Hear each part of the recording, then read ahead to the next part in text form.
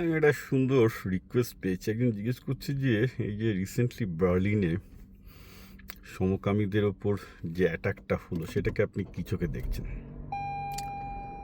অর্থাৎ আপনারা জানেন যে কিছুদিন আগে বার্লিনের প্রাইড ফেস্টিভ্যালে, অর্থাৎ সমকামীদের একটা ফেস্টিভ্যালে, একজন মুসলমান যুবক 21 বছরের, সে বেশ কিছু লোককে খুন করেছে। তো বলছেন যে এই তো মুসলমানরা পৃথিবীতে সব দেশে করে বেড়াচ্ছে, তাহলে আপনি কেন বলুন ইসলামোফোবিয়া হবে না, কেন মুসলমানদের প্রতি রাগ বাড়বে না? আজকে দেখা যাচ্ছে যে ইউরোপের ইটালি বলুন, মানে সব জায়গাতেই, ইটালি বলুন, জার্মানি বলুন, ইংল্যান্ড বলুন, স্পেন বলুন, সব জায়গায় তো ফার রাইট গ্রুপের এবং এবং ফ্রান্স অতি উগ্র দক্ষিণপন্থী যারা ইসলামকে ঘৃণা করে, ইমিগ্রেশনকে ঘৃণা করে, সেসব পার্টি ডবনমা, রাইট? তাহলে বিজেপি কী দোষ করবে? এ হচ্ছে তার মোটামুটি বক্তব্য, যে আপনি তো শুধু বিজেপির দোষ দেখছেন, যে শুধু বিজেপি ইসলাম বা মুসলমান বিরোধী, তাহলে গোটা ইউরোপের যে গোটা মুসলমান বিরোধী হয়ে যাচ্ছে, সেখানে যে উগ্র দক্ষিণপন্থী পার্টির উত্থান হচ্ছে, সেগুলো নিয়ে আপনারা কিছু বলছেন না কেন? এটা তো ভারতবর্ষের সেপারেট না। সুতরাং দোষটা কাদের? বক্তব্য হচ্ছে যে তারা দোষটা কাদের? দোষটা কি মুসলমানদের, না শুধুমাত্র আপনি হিন্দুত্ববাদীদের দোষ দেবেন? কারণ এটা দেখা যাচ্ছে গোটা বিশ্বজুড়েই তো এটা হচ্ছে। আমি এটাই বলবো যে আমি আমার ইউটিউব চ্যানেল বিপ্লব 2000-এ এই প্রশ্নের উত্তর আমি দিয়ে দিয়েছি। আমি এটাই বলবো যে এটাই যদি সত্যি হয় যে মুসলমানরা উগ্রপন্থী, মুসলমানরা অ্যাটাক করে, মুসলমানরা গে প্যারেডে গিয়ে লোকজনকে খুন করে, এটা যদি সত্যি হয়, তাহলে পৃথিবীতে যেগুলো মুসলমান প্রধান দেশ অথচ বিজনেসের দিক থেকে ভালো করছে, যেমন ধরুন কাতার বলুন, কুয়েত বলুন, রাজতন্ত্র যেগুলো আর কি, কাতার, কুয়েত, দুবাই, ইমিরেটসের এক্সাম্পল আমি আগে দিয়েছি, সেখানে তো এগুলো তো মুসলমান দেশ হওয়া সত্ত্বেও তো পৃথিবীর সব দেশের লোক সেখানে এসে দুবাইয়ের থেকে শুরু করে সব জায়গায় ভালো করছে। তাহলে দোষটা কাদের? দোষটা মুসলমানদের না গণতন্ত্র? এই জায়গাটায় আমি আপনাদের সবার সাথে আমি একটু দ্বিমত। আমি মনে করি যে সমস্যা গণতন্ত্রে। কেন সমস্যা গণতন্ত্রে আমি বলে দিচ্ছি। এই যে আমি যে ভিডিওটা করছি, এই ভিডিওটারই শুধুমাত্র কমেন্ট সেকশনটা একটু লক্ষ্য করবেন, বা আমি যেসব ভিডিও করি, ভিডিওর পলিটিক্যাল ভিডিওর একটু কমেন্ট সেকশনটা লক্ষ্য করবেন।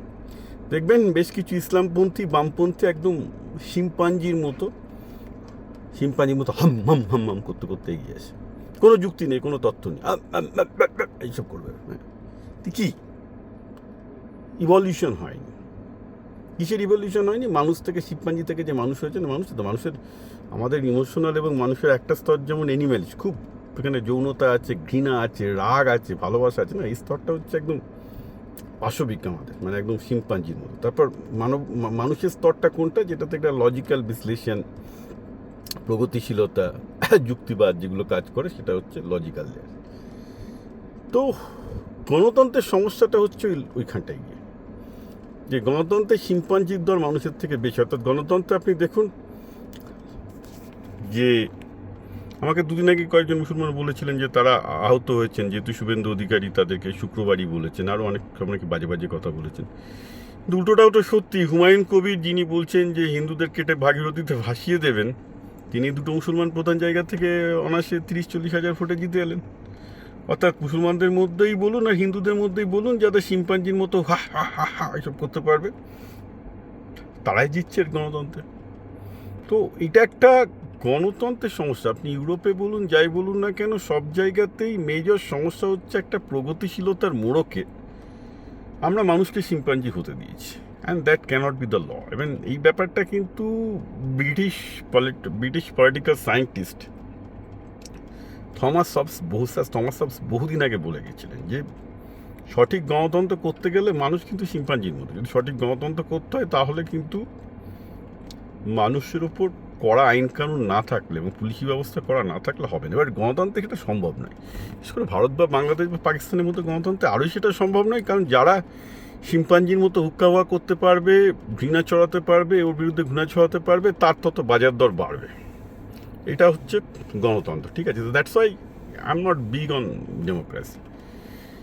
মাঝখান থেকে কী হবে, মনে হবে যে ইসলাম বাজে, কখনো মনে হবে হিন্দু ধর্ম বাজে। আমি যখনই, আমাকে অনেক মুসলমানরা বলে আপনি তো হিন্দু ধর্মের এই দোষ দেখছেন, এমন দেখুন আমি তো আপনাদের ইসলামেরও দোষ দেখি না। I think Islam is a great religion. আমি তো ইসলাম এবং হজরত মোহাম্মদ নিয়ে পড়াশোনা করে আই কেম টু কনক্লুশন যে হজরত মোহাম্মদের অরিজিনাল যে ইন্টেন্ট ছিল ইসলামে, একটা capitalist religion, it's a very great attempt historically it's a very great attempt যে একটা সোসাইটিকে চুক্তির মাধ্যমে বাঁধার চেষ্টা করা। I think it's great. আমার ইসলাম নিয়ে কোনো প্রবলেম নেই। হিন্দু ধর্ম তো আমি জন্মেছি, I have gone to the Upanishad, no problem with Hinduism. যেই মুহূর্তে আপনি এটাকে না গণতন্ত্রে ছেড়ে দেবেন, গণতন্ত্রে ছাড়া মানেই হচ্ছে এটা শিম্পাঞ্জিদের, ধর্মটা শিম্পাঞ্জিদের দখলে চলে যাবে। কারণ তাদেরই ভোট আছে, একটা শিম্পাঞ্জিরও গণতন্ত্রে একটা ভোট, একটা মানুষেরও একটা ভোট। তো আপনি কী করবেন? শিম্পাঞ্জিরা জিতবে। And that is what is the reality of democracy. আপনি মানতে চান বা না চান, এটাই কিন্তু বাস্তব সত্য। তারপরেও বলবেন যে গোটা মানে ভারতবর্ষ বা বাংলাদেশ বা পাকিস্তান চলছে, শিম্পাঞ্জিরা পুরো দখল নয়নি। তার কারণটা হচ্ছে এই যে আপনার শুনতে ভালো লাগুক আর না লাগুক, যে আলটিমেটলি দেশটা একটা ক্যাপিটালিস্টরা চালায়। ক্যাপিটালিস্টদের দরকার প্রোডাকশন, টাকা, প্রফিট। তাই জন্য অ্যাটলিস্ট তারা এই শিম্পাঞ্জিদের কন্ট্রোলে রাখতে পারে, যেটাকে আপনারা কনি ক্যাপিটালিজম বলেন। তাই জন্য চলে। সেই জন্য আদানি আম্বানিদের আপনারা গালাগাল দেন, সে দোষ করছে, এই করছে, কিন্তু আমি বলি যে ওই আদানি আম্বানি বা এইসব ক্যাপিটালিস্টটা না থেকে যদি পূর্ণ গণতন্ত্র ছেড়ে দেওয়া হতো না, তাহলে আর দেখতে হতো না। তাহলে পুরো দেশটাই শিম্পাঞ্জিতে ভরে যেত। এখন এইসব শুনে আমাকে লোকে গালাগাল করবে, আবার শিম্পাঞ্জিদের মধ্যে গালাগাল করতে চলে আসবে। But this is a bare fact যে এই যে এত হিন্দু মুসলমানদের মধ্যে মারামারি, এত এত জাতির দ্বন্দ্ব, সব জায়গায় দেখবেন যে কোনো পলিটিক্যাল ইনসেন্টিভ আছে। পলিটিক্যাল ইনসেন্টিভ আছে, তারা নিজেরা নিজেদেরকে বেসিক্যালি ইনফ্লেট করার জন্য এটা করেছে।